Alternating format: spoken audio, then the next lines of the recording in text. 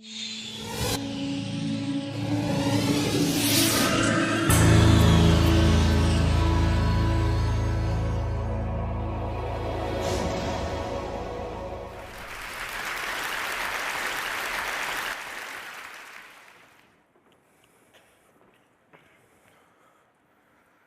so many of you.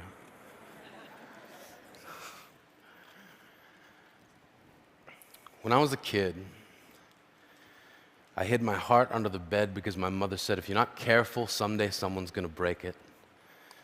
Take it from me, under the bed is not a good hiding spot. I know because I've been shot down so many times, I get altitude sickness just from standing up for myself. But that's what we were told. Stand up for yourself. That's hard to do if you don't know who you are. We were expected to define ourselves at such an early age. And if we didn't do it, others did it for us. Geek, fatty, slut, fag. And at the same time we were being told what we were being asked, what do you want to be when you grow up? I always thought that was an unfair question. It presupposes that we can't be what we already are. We were kids. When I was a kid, I wanted to be a man. I wanted a registered retirement savings plan that would keep me in candy long enough to make old age sweet. When I was a kid, I wanted to shave. Now, not so much. When I was 8, I wanted to be a marine biologist. When I was 9, I saw the movie Jaws and thought to myself, no thank you. When I was 10, I was told that my parents left because they didn't want me. When I was 11, I wanted to be left alone. When I was 12, I wanted to die. When I was 13, I wanted to kill a kid. When I was 14, I was asked to seriously consider a career path. I said, I'd like to be a writer. And they said, choose something realistic. So I said, professional wrestler. And they said, don't be stupid. See, they asked me what I wanted to be, then told me what not to be. And I wasn't the only one. We were being told that we somehow must become what we are not, sacrificing what we are to inherit the masquerade of what we will be. I was being told to accept the identity that others will give me. And I wonder what made my dreams so easy to dismiss. Granted, my dreams are shy because they're Canadian. My dreams are self-conscious and overly apologetic. They're standing alone at the high school dance, and they've never been kissed. See, my dreams got called names too. Silly, foolish, impossible.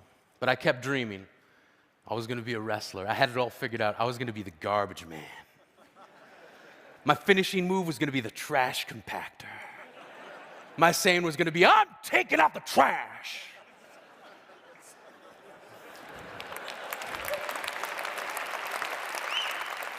And then this guy, Duke the Dumpster Drosy, stole my entire shtick.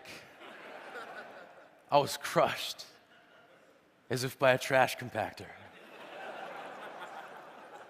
I thought to myself, what now? Where do I turn? Poetry. Like a boomerang, the thing I loved came back to me. One of the first lines of poetry I can remember writing was in response to a world that demanded I hate myself. From age 15 to 18, I hated myself for becoming the thing that I loathed, a bully. When I was 19, I wrote, I will love myself despite the ease with which I lean toward the opposite. Standing up for yourself doesn't have to mean embracing violence. When I was a kid, I traded in homework assignments for friendship, then gave each friend a late slip for never showing up on time, and in most cases, not at all. I gave myself a hall pass to get through each broken promise. And I remember this plan born out of frustration from a kid who kept calling me Yogi, then pointed to my tummy and said, too many picnic baskets. Turns out it's not that hard to trick someone. And one day before class, I said, yeah, you can copy my homework. And I gave him all the wrong answers that I'd written down the night before. He got his paper back expecting a near-perfect score and couldn't believe it when he looked across the room at me and held up a 0. I knew I didn't have to hold up my paper of 28 out of 30, but my satisfaction was complete when he looked at me puzzled, and I thought to myself, smarter than the average bear.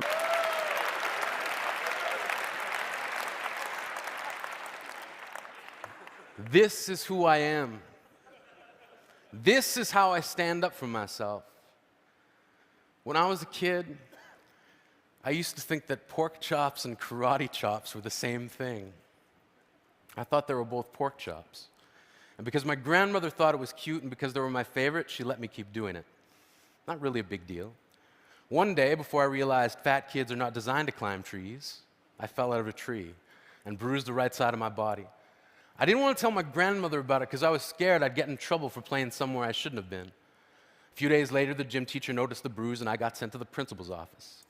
From there, I was sent to another small room with a really nice lady who asked me all kinds of questions about my life at home. I saw no reason to lie. As far as I was concerned, life was pretty good. I told her whenever I'm sad, my grandmother gives me karate chops.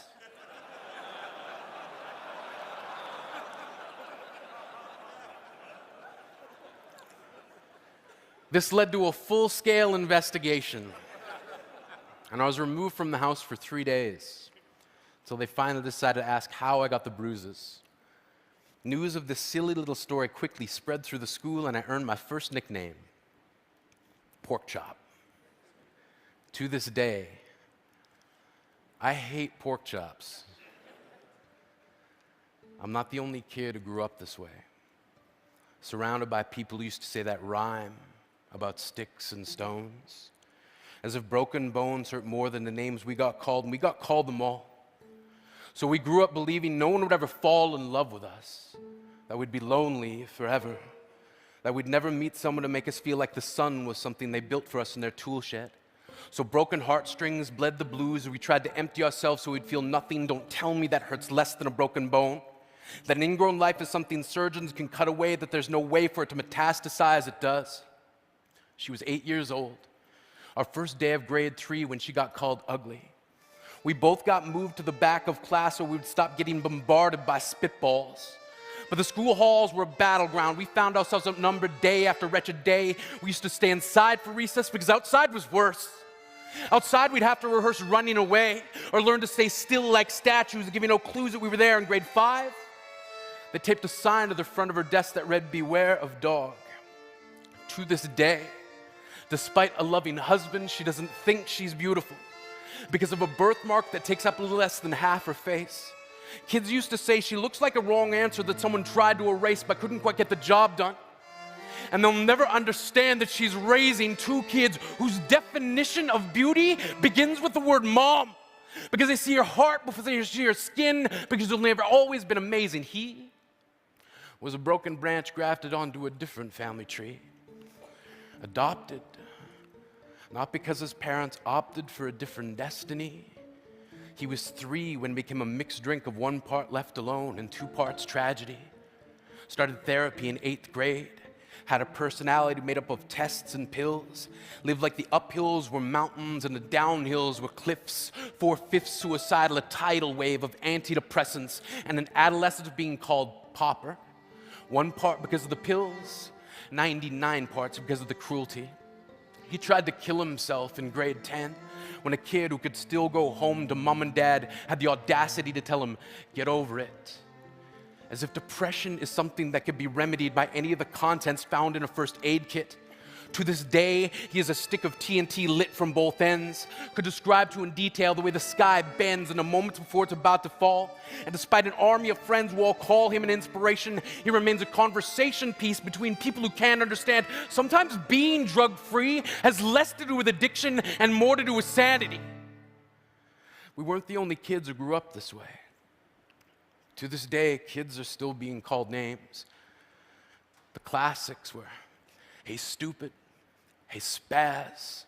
Seems like every school has an arsenal of names getting updated every year.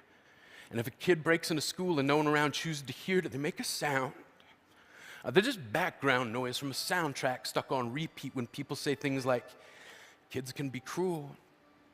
Every school was a big top circus tent. And the pecking order went from acrobats to lion tamers, from clowns to carnies, all of these miles ahead of who we were. We were freaks. Lobster claw boys and bearded ladies. Oddities, juggling depression and loneliness, playing solitaire, spin the bottle, trying to kiss the wounded parts of ourselves and heal. But at night, while the others slept, We kept walking the tightrope. It was practice, and yes, some of us fell. But I want to tell them that all of this is just debris left over when we finally decide to smash all the things we thought we used to be. And if you can't see anything beautiful about yourself, get a better mirror, look a little closer, stare a little longer, because there's something inside you that made you keep trying despite everyone who told you to quit. You built a cast around your broken heart and signed it yourself. You signed it, they were wrong, because maybe you didn't belong to a group or a clique. Maybe they decided to pick you last for basketball or everything. Maybe you used to bring bruises and broken teeth to show and tell but never told. Because how can you hold your ground if everyone around you wants to bury you beneath it? You have to believe that they were wrong. They have to be wrong. Why else would we still be here? We grew up learning to cheer on the underdog because we see ourselves in them. We stem from a root planted in the belief that we are not what we were called. We are not abandoned cars stalled out and sitting empty on some highway. And if in some way we are, don't worry, we only got out to walk and get gas. We are graduating members from the class of We Made It, not the faded echoes of voices crying out, names will never hurt me. Of course, they did. But our lives will only ever always continue to be a balancing act that has less to do with pain and more to do with beauty.